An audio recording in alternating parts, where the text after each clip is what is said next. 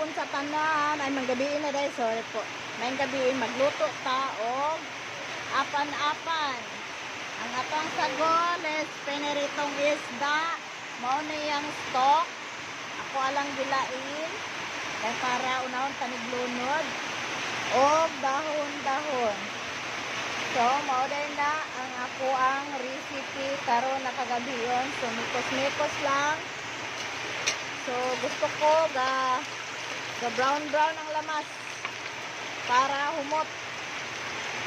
So, ana na guys. Unahon pa ning stock kay medyo gahi man ni siya guys.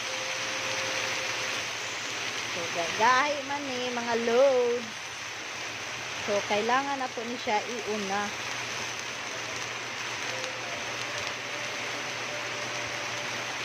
Okay.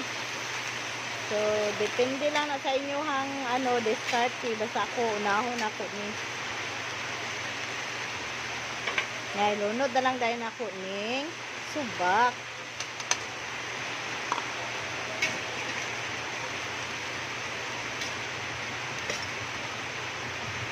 So, karon kagabion guys, nag-ulan ako di ay. Perting ulan na Ako ay pakita sa inyo ha. Ayan. Umulan na kagabion guys. So, balik ka sa ato ang pagluto. Thank you for watching. Bye. Stay tuned. Please follow may mga video na ko guys. Tagang salamat sa inyo ang pagpatuloy o plantaw. Thanks. God bless us all.